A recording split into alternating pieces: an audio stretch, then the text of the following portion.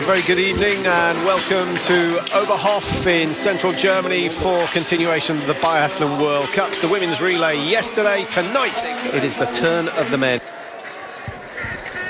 Here we go then, the teams lined up on the start. Let's go along the line. There's the Austrians, Austria, who don't have Suman, they don't have Mesetic. We'll talk about that later. Russia, who, well, they've put in some very good performance over the years.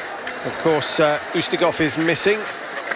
France, regularly silver medalists in the major championships. Can they go one better today? And Norway, wearing bib number 1, having won the first and only relay of the season so far. Fans of the veteran in the Norwegian team, Ole Einar Bjorndalen, will be glad to hear that he goes on leg number 2. It's Henrik Labe-Lund who takes the first leg for them. Beatrix for France, Volkov for Russia. Austria have Ada, the Czech Republic with Schlesinger, and Germany, Simon, Schemp.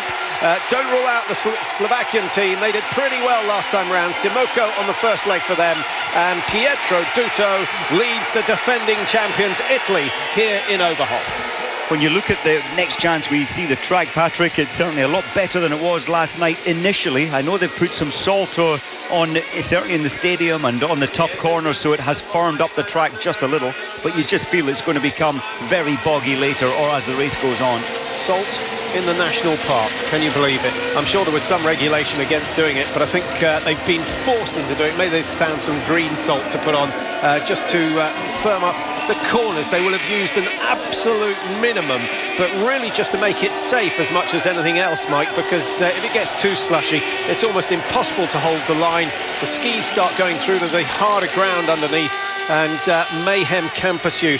And the fact that it's a mass start, I think that's played quite a large part in the decision. It has, and you can see it there. It's very much, so much better than last night, where the first leg for the women, it was just really like water skiing. Yeah, it lasts about an hour and a half before it starts to go slushy again, so you wouldn't want to be on the back end of the back leg.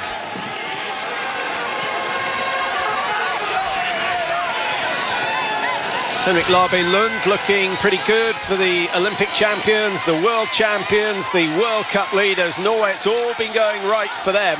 And looking at the first relay of the season, Mike, they only needed one spare round to clear the 40 targets. Astonishing effort from the Norwegians. That was incredible shooting. But then I wonder, Labe-Lund had put him first. Last year he raced in this race. He did 2 penalty loops, and you cannot but think year on year when you come back to the same location how it went the previous year. I just hope it's not in his mind at this time. Would you base your selection on that? I don't think so, no. A year he has proved without a doubt in Hochbilson that he's capable, well capable. Kevin Kane there for Great Britain. I like the way he was comfortable at the start. Only 3 teams starting on the very tail enders, the back row, so he's just playing it comfortable at the back. He just cannot get through. Yeah, the British team wearing bib number 21 tonight. Kevin Kane, as Mike says, leading off. Jackson taking leg 2. Laponda taking leg 3. Dixon taking leg 4. The next generation. Scott Dixon, well, it's a big moment for an 18-year-old, so let's just hope that the occasion isn't too big, and it will be for anybody doing a relay for the first time. It's a very scary proposition. Yeah, I hope his technique's up to scratch. Well, and I hope we get to see him as well. Good luck to Scott tonight. Cooled down at the last moment from Avi Moore to take his place in this relay. Britain desperately after some Nations Cup points, but it's a short race, a short lap, and like last night, a number of the women's teams lap, Mike, more than we've ever seen before. And the harder the conditions are, the more likely it is that that's going to occur. That's so true, and 8 of the women's 18 teams yesterday were lapped, and they are allowed to go through to their final stand shoot, and then where your team is positioned at that point, that is your result. Well, nothing between the teams, and the contrast from last night at this stage of the women's race, there was, 150 metres between the front of the field and the back.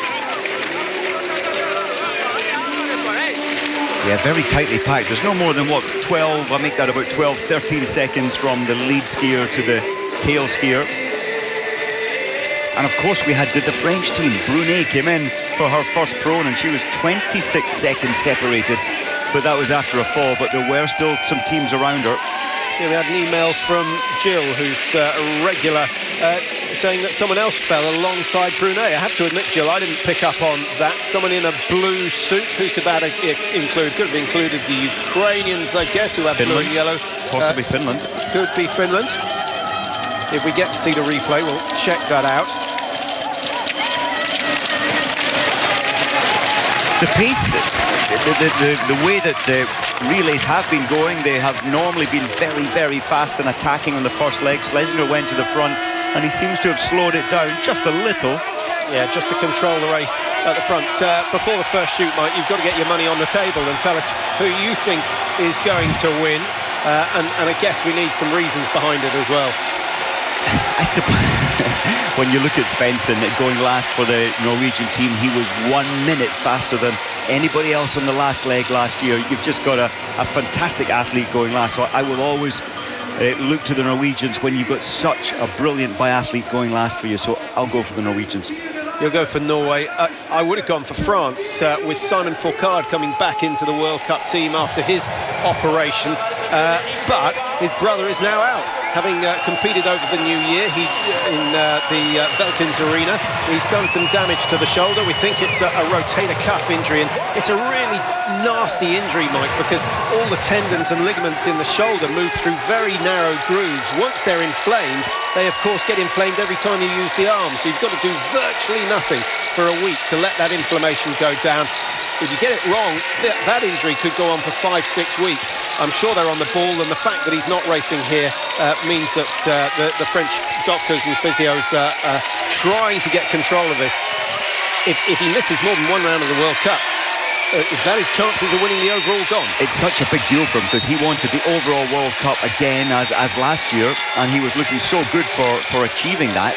And now all of a sudden going to a big money race, well, a spectator race over Christmas, what was it, the 29th of December, and it's really cost him an awful lot. That injury will set him back, and psychologically he'll be watching this thinking, I wish I was in this race. I'm sure he will, and we wish him well. Hope his recovery goes quickly and he's back on the World Cup tour before too long, certainly before the end of the Biathlon Trophy events, which take us from here to Ruhpolding and then to Antolz. I never answered the question. I think Russia are going to take it tonight. They've got a really strong team. On paper, they are the strongest, provided they survive this first leg with Alexei Volkov. Traditionally as well, I know that we've had a change in the German team at the last moment. Andreas Bernbacher isn't well, he's sick, and of course Florian Graf has come in.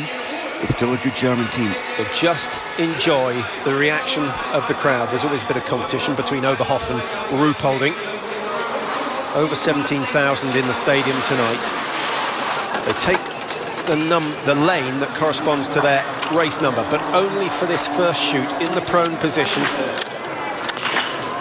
The first to strike, usually down in lanes 17, 18. Germany have struck, but they've missed once, twice, and that will not produce the sort of reaction we're expecting from the crowd. That's a disaster for Simon Schemp, who started for Germany. Slovakia 2 misses. Ukraine have gone 5 with 5. Norway usually miss early on, but they clear the first 5. Good shooting from Larby Lund, just as he would have wanted, but an extraordinary number of misses. The wind has died a little since they zeroed. Now it's starting to build again, so the conditions aren't quite as easy as they may seem. Incredible. When have we ever seen as many spare rounds used as this? And of course it was when they zeroed much windier and they haven't been able to read the adjustments.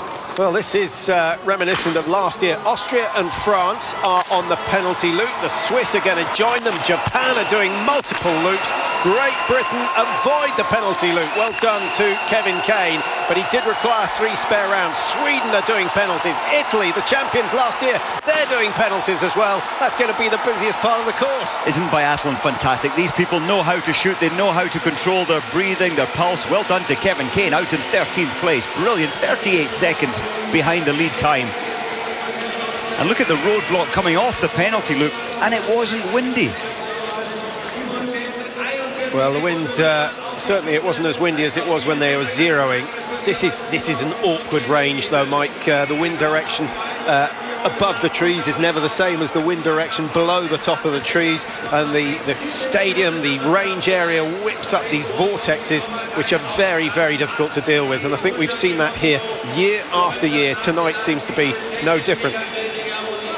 one more prediction from you. How many times is the lead going to change? The first guy into the range. How many times is the first guy into the range going to be the first back onto the course? Well, do you know, when looking at how the Norwegian team performed in Hofbilsen, the lead very rarely changed from that first leg, and I would say much the same. Norway have, well, they're in second place, but I would imagine they'll move into the first, and I don't think we'll see too many changes. Early days, first shoot completed, 7 to go. Welcome back, the crowd cranking up the volume here. 17,500 was the official number in the stadium. As you can see, there are many more out on the course enjoying tonight's action from Oberhof. This was the venue of the World Championships back in 2004, and I think that's certainly one of the highlights. The days of Poiré and Shelbred, and of course Bjorndalen was still doing pretty well then. Yeah, the Norwegians took in this race, they were 15 seconds behind the gold medal, and Bjorndalen played a huge part that day, going anchor leg and bringing them forward. They were fourth, he took them up to second. In they come for the first exchange.